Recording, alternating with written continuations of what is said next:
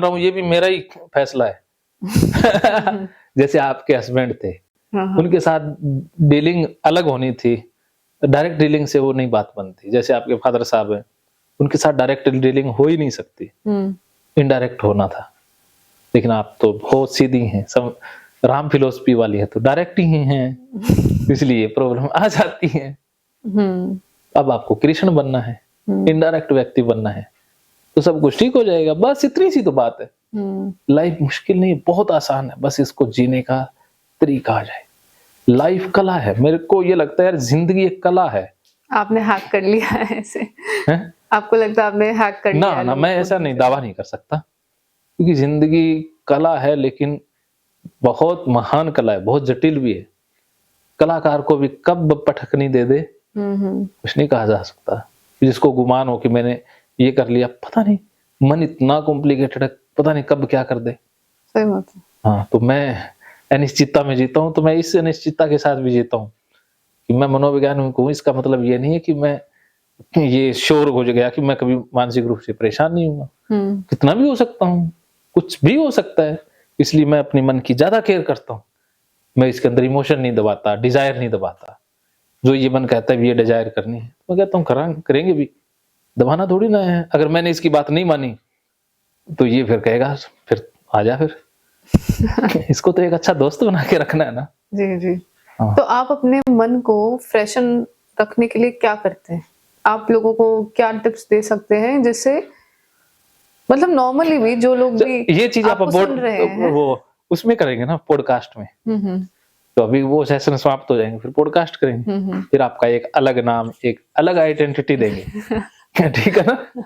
हाँ, आपकी जर्नी पे ही वापस आते हैं। आपने जो कहा स्किज़ोफ्रेनिया वाला, हाँ, तो फिर मैं वहां से प्रैक्टिकल काफी सीख गया था, लोगों से काउंसलिंग करना।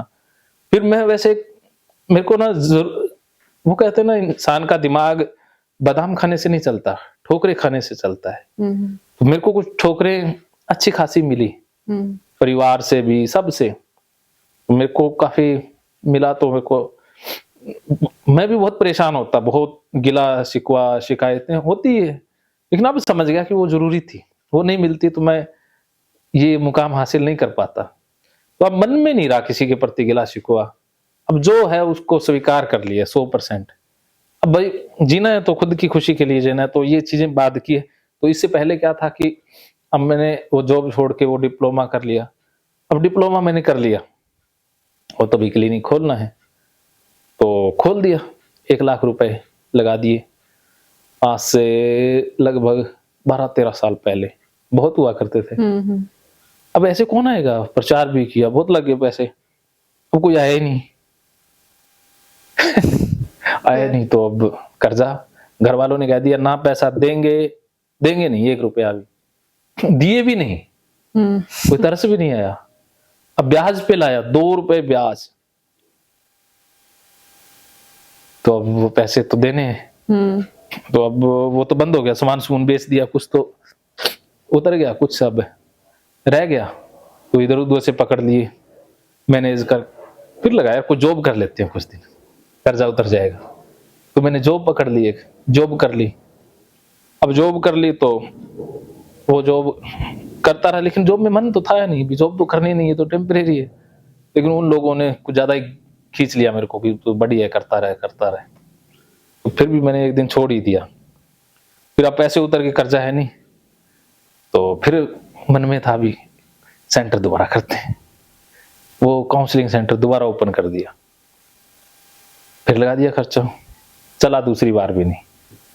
अब फिर कर्जा हो गया, अब फिर सोचा फिर जॉब करते हैं। तो फिर काउंसलर की एक केंद्रीय विद्यालय में जॉब पकड़ ली, तो पैसा उतर गया, फिर वो जॉब को बाय बाय कह दिया। नहीं कहा यार अब क्या करें, अब कुछ नया ही प्लान करते हैं। तो नया सोचता रहा, फिर मुझे यार मोटिवेशनल स्पीकर बनते हैं, मोटिवेशनल स्पीकर बनेंगे। संदीप मैसूरी से कुछ ज्यादा ही प्रभावित हो गया था, तो अब बनेंगे। तो अब बोलना, पहले बोलना मेरे को आता ही नहीं भी। एक होता है भी कम्युनिकेशन स्किल होते हैं, एक पब्लिक स्पीकर के स्किल होते हैं। उन स्किल्स का काफी अभाव था, आज के मुकाबले में 70% इससे लेस थे। तो एक मेरी जो वाणी में अशुद्धता काफी, प्रोनाउंसिएशन बहुत ज्यादा गड़बड़, वाक्य जो मैं बोल रहा हूं वो मुझे ही नहीं पता भी वाक्य क्या है, बोलना क्या है, बोल क्या गया। अब सुनने वाला क्या समझेगा? जब बोलने वाला कंफ्यूज तो सुनने वाला तो क्लियर नहीं हो सकता ना। तो अब मैं बोलना कुछ चाहता, बोल कुछ और ही देता, वाक्य शुरू करता, उसके अंदर ही नया वाक्य, फिर उसके अंदर ही नया वाक्य, बाद में पता चलता भी बात क्या थी। तो ऐसी अगर कोई स्पीच देगा तो क्या बनेगा उसका। तो ऐसी स्पीच कुछ सालों तक दी, बना कुछ भी नहीं। तो फिर मैं डिप्रेशन में चला गया, बनी नहीं बात। तो फिर मैंने गलती से ओसीडी के वीडियो बना दिए थे, गलती से बनाए थे, जानबूझ के नहीं बनाए थे। 3 वीडियो बनाए थे, ओसीडी क्या है, ओसीडी के सिम्टम क्या है, कारण क्या है, और गलती से नंबर भी दे दिया था। तो लोगों के फोन आया करते, वो वीडियो को ज्यादा ही लोग देखते।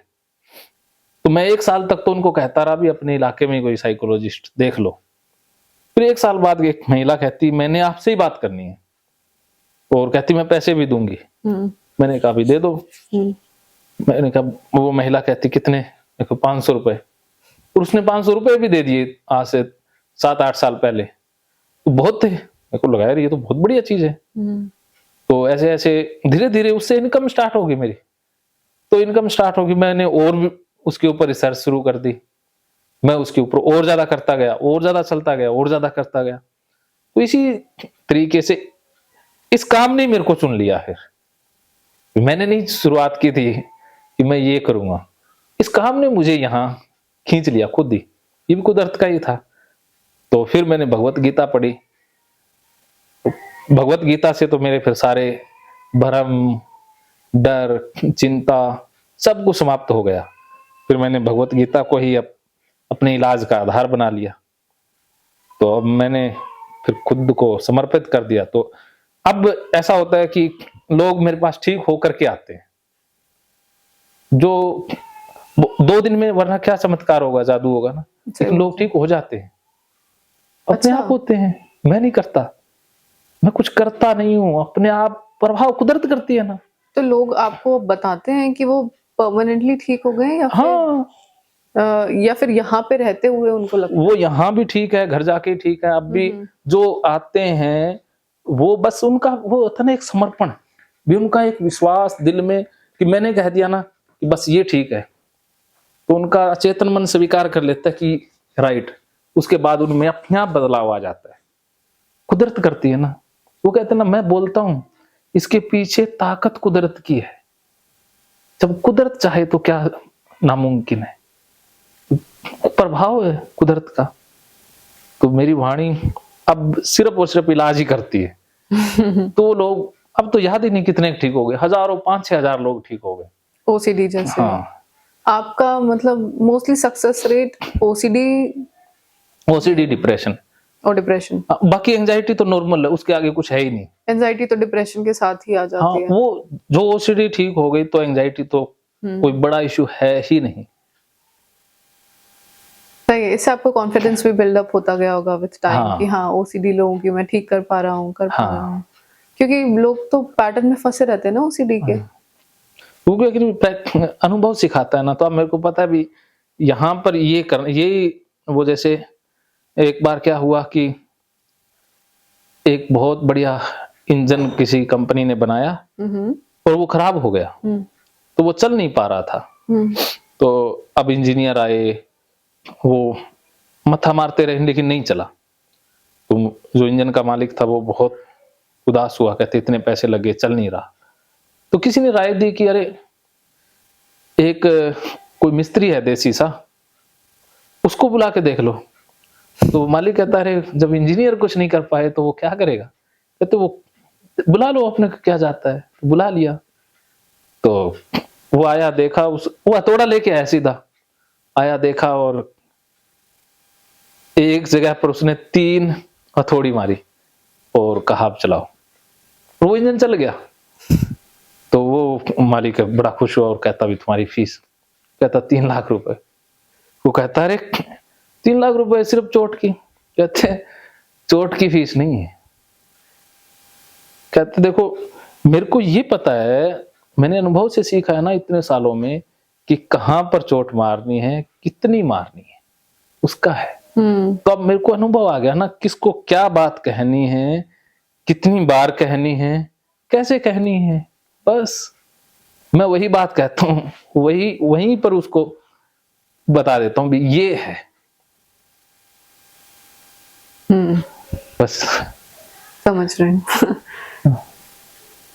तो आपने ये चीज ऑब्जर्व की कि वो लोग मान रहे हैं आपकी बात, पर बहुत ऐसे लोग भी आते होंगे जो नहीं मानते होंगे, जिनमें रेजिस्टेंस है, वो आते ही नहीं, आने के बाद भी ऐसे बहुत लोग होते होंगे जिनमें रेजिस्टेंस होता होगा। मैं सीख गया ना, ये वाली बात आपकी सही है।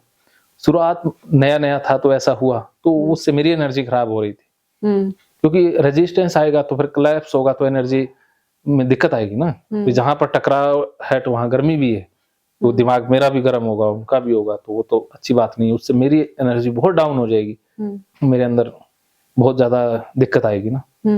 तो इसका भी मैंने हल निकाला, फिर ऐसा होता है। तो अब मैं वीडियोस बनाता हूँ तो वो देख देख के मेरे पास आता वही है जो मेरा वीडियो देखता है, वही फोन करता है। और कुछ वो फोन कर लेते हैं जिनका कोई बेटा है या कोई पत्नी है, तो मैं पहले उनसे बात करता हूँ, उनको कह देता हूँ, बात कर लेता हूँ, पता लग जाता है। फिर मैं कहता हूँ भाई अगली बार तू खुद फोन करेगा, उसको मैं लंबी डेट देता हूँ, उसको तारीख ही नहीं देता। तो अब रेजिस्टेंस है तो वो तो बाद में बात ही नहीं करेंगे, या उनको फीस हाई बता देता हूँ कि आए ही ना, आएंगे तो फिर दिक्कत होगी ना। तो उनको किसी बहाने से मैं रोक देता हूँ, क्योंकि जो खुद फोन करेगा, बार बार फोन करेगा, उसे ही मैं तारीख देता हूँ। अब जिसने ठीक होना है ना, वो कहा सर कुछ भी ले लो, हमें आपके पास आना है। वो ट्रेन में घिसते पिटते परेशान होते हुए, भूखे प्यासे 2-2 3 दिन से यहाँ पर आ जाते हैं। अब जिसके अंदर इतनी लगन है, इतना तकलीफ आकर के बंदा आ रहा है, तो क्यों नहीं मानेगा? वो बस ठीक होते, ऐसे रिजल्ट आता है। सही बात है ना? काफी सीखा आपने अनुभव से। हाँ, सीखा बहुत, साइकोलॉजी के बारे में बहुत सीखा कि कैसे काम करता है, कैसे रिजल्ट आता है। अब कोई कह दे भी मेरा बेटा है और इतने पैसे दे देंगे उसको ठीक कर दो, मैं उसको कह दूंगा नहीं, पैसे अपने पास रखो, जब तक बेटा फोन नहीं करेगा, वो तरले मिन्नतें नहीं करेगा, तब तक नहीं। हाँ, खुद में वो होना चाहिए एक्सेप्टेंस की। फिर वो मेरे पास आएगा ही नहीं। जिसको नहीं मानना वो क्यों आएगा? और घर वालों को मैं पहले कह देता हूँ तुमने नहीं लेकर आना है, जो जिसको दिक्कत है वो घर वालों को साथ लेकर आए, ना कि घर वाले दिक्कत वाले को लेकर आए। क्योंकि घर वाले किसी को धक्के से लेके आएंगे तो वो यहाँ के फिर क्लैश हो जाएगा ना। वरना क्या है कि उसमें ज्यादा टाइम लगेगा, क्योंकि उसको पहले उससे बातचीत करके, फ्रेंडली व्यवहार करके उसको अपना बनाना पड़ेगा ना, उसमें टाइम लगेगा। और मैं चाहता हूँ भी मेरे पास जो आए वो मेरा बन के ही आए, है? उसमें लंबा टाइम लग जाता है, इलाज मुश्किल होता है ना। मैंने देखा आपके मोस्ट पॉपुलर वीडियो आपके चैनल पे स्कूल का एक हिप्नोसिस का वीडियो। क्या आपको लगता है कि हिप्नोसिस है जो लोगों को आपकी तरफ ज्यादा आकर्षित कर रहा है? क्योंकि आपकी वर्कशॉप्स भी हो रही हैं। मैंने ना एक ही काम को बार बार आपने सीखा कहाँ से? इनफैक्ट इसे परफॉर्म करने, जैसे आपने स्टेज हिप्नोसिस आप करते हैं, उसको परफॉर्म करने के लिए भी बहुत कॉन्फिडेंस चाहिए होता है। देखो, कॉन्फिडेंस के साथ साथ ना बंदे को बेवकूफ होना भी पड़ता है। अच्छा, हाँ। बेवकूफ किसे, सामने वाले को या आपको? खुद को। अच्छा। इंसान बेवकूफ इंसान ज्यादा खुश रहता है, ज्यादा रिस्क ले पाता है। तो मैं दिमाग कम लगाता हूँ, रिस्क लेना मुझे पसंद है, खतरों से खेलना मुझे अच्छा लगता है। तो जिस काम में चैलेंज ना हो वो काम में तो इजीली ले लेता हूँ, फिर मजा नहीं आता ना। तो मेरे को लगा इसको करना है तो करना है। अब डर नहीं है, डर आ गया तो फिर नहीं कर पाते थे ना।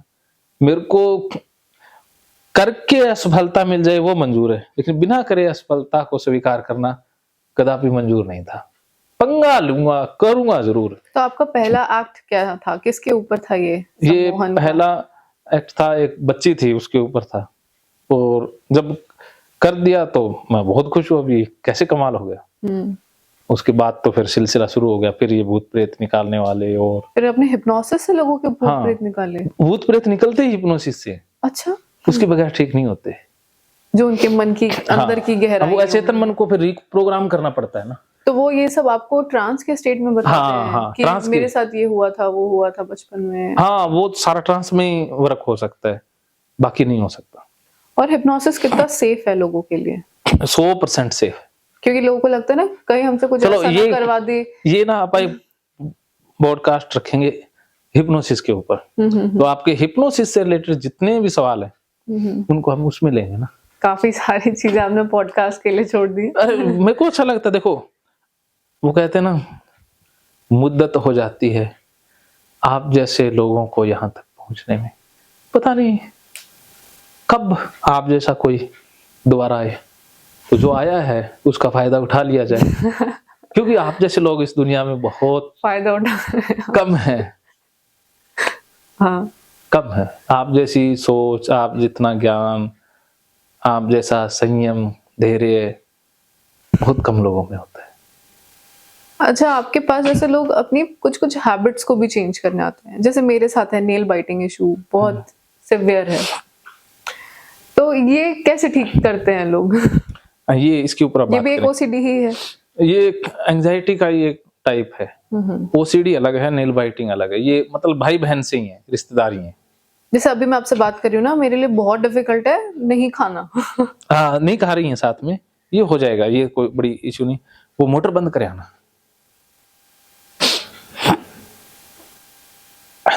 तो इसमें अपन शुरू करेंगे। नहीं, जैसे मैं लोगों के साथ हूँ उस समय नहीं करती हूँ, लेकिन ना अकेले में तो मुझे ध्यान भी नहीं रहता। कई दिनों तक मैं अपने नेल unconsciously लंबे कर लूंगी, फिर सोचूंगी अब बढ़िया है।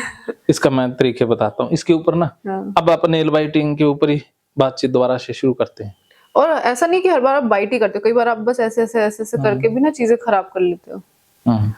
चलो इसके बारे में मुझे फिर से शुरुआत से बताओगे भी, कैसे शुरुआत हुई? कुछ आइडिया नहीं है, कोई आइडिया नहीं, याद ही नहीं है। बस बचपन से कर रही हूँ और मुझे डांट पड़ रही है, मत करो। मम्मी कभी नीम लगा रही है, कभी मिर्ची लगा रही है, बंद करो, सब टोक रहे हैं, फिर भी बस कर रहे हैं। क्योंकि लोग मना कर रहे हैं। देखा ना, ये वाला देखो मैंने क्या किया है। ओ माय गॉड, इनमें कुछ नहीं है। एक ही खाया ज्यादा। वो ठीक नहीं हो रहा ना, तो उसको और ठीक करने की कोशिश करते हैं, अब ऐसे करके ठीक कर ले, ठीक कर ले, ठीक कर ले, पर वो होता ही नहीं ठीक। फिर उसको और स्क्रैच करते जाते हो और खराब करते जाते हो।